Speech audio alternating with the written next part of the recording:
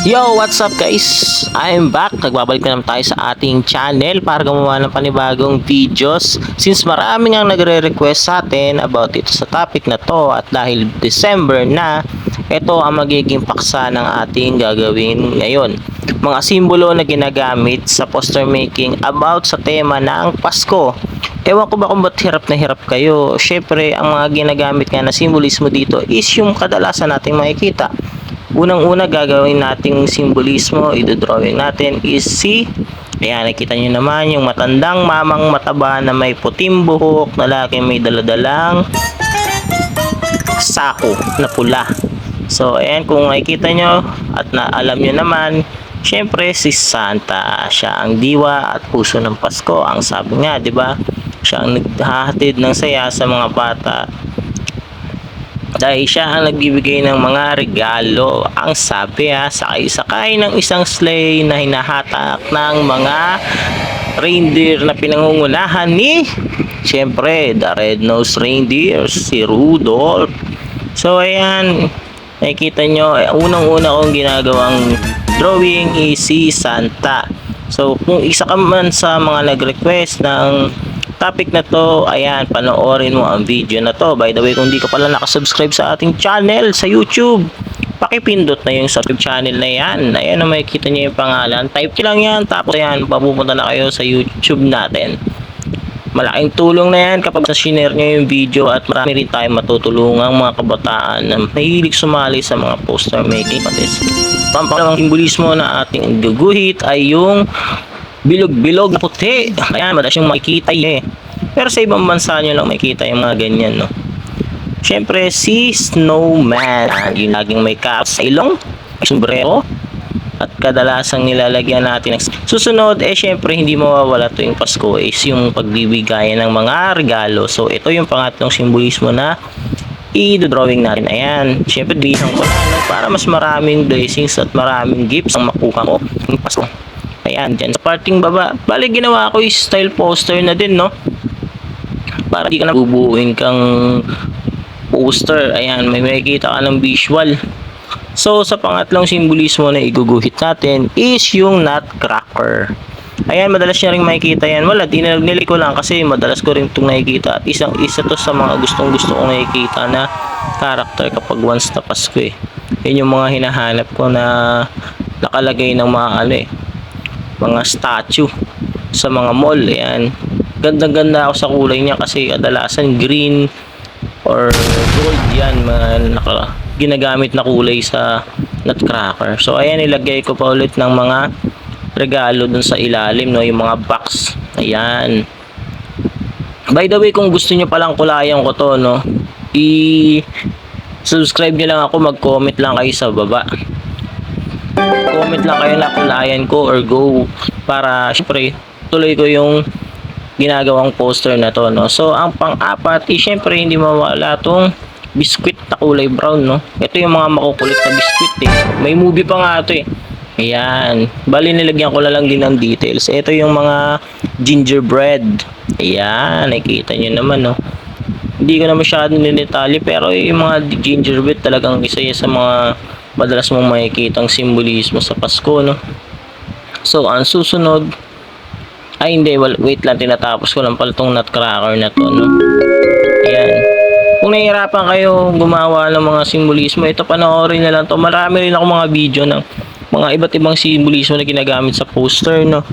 Mag-scroll lang kayo sa ating YouTube channel. Then ang anim na simbolismo, syempre hindi mawawala yung usa. Siya yung taga-bitbit o yung taga-hatak ng sleigh ni Santa, no.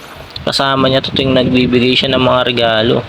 Siya yung mga isa sa mga leader ng mga usa ni Santa. Ayan, si Rudolph the Red-Nosed Reindeer have a very shiny nose. Ayan, ganda ni Rudolph. Susunod naman nating iguguhit ay yung, syempre hindi mawawala yan. Ayan, madalas yung nakikita tuwing Pasko, no. Ang puno ng pine tree, yan ng mga dekorasyon, no. Madalas yung nakikita yan. Ang Christmas tree, syempre kasama yan. So, ang susunod na iguguhit natin is yung mga candy. Candy cane, yung mga lollipops, ayan, na may mga swirl. Yan, maganda yan kapag once na nakulayan na natin. Pero ngayon, hindi na drawing ko muna kasi pinapakita ko lang yung mga simbolismo na pwedeng gamitin, no? Saks ko.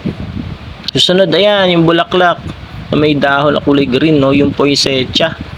Ayan, pwede niyo ring ilagay yung simbolismo na yan, no? O yung object na yan sa loob ng poster nyo. Kung natutuwa kayo sa video natin, i-follow nyo na lang din ako sa TikTok natin, no?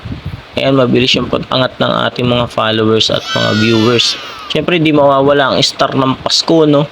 Yan, pwede nyo rin ilagay yan. By the way, pwede rin pala kayo maglagay ng mga bilin, no? Kung gusto nyo pala mas maraming detalye. Tapos pwede nyo rin silagay si Jesus, yung sabsaban, yung pinanganak si Kristo. Ayan, pwede nyo gamitin yan. Drawing yan.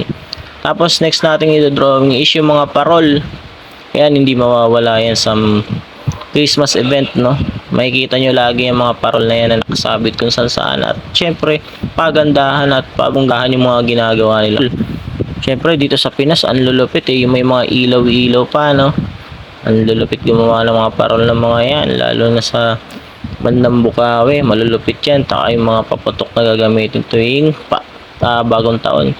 Susunod, pwede nyo rin i-drawing yung mga elf. Yan, by the way, may movie nga pala yan, no? Isa sa magandang movie yan tuwing Pasko na pinapanood, no? Napalabas sa TV. So, yan, naglalagay lang tayo ng mga details, syempre para mukhang pantay at maganda yung poster na ginagawa natin. Ayan, mga candy canes. Hindi mawawala yan. Yan, nag-a-add na lang tayo ng details. Yan. So, kung nahihirapan kayo, no, panoorin nyo lang yung videos. So, pwede rin kayo pala maglagay ng mga no, yung bell, yung mga golden bells, ayan. Kadalasan yan, mayroon yan makikita sa mga, sa mga pintuan ng mga bahay, no. Ang kampana, tuluyang nanggigising upang tayo'y tuluyang manalangin. Ganun ba yun? Hindi ko alam yung kanta eh. Napakanta na tuloy ako. Yan. So, ayan, tamang lagay lang ang mga darker parts ng mga border, no? Tinatapos ko na lang yung video. By the way, kung nahihirapan kayo, ayan, panoorin nyo lang yung video na to.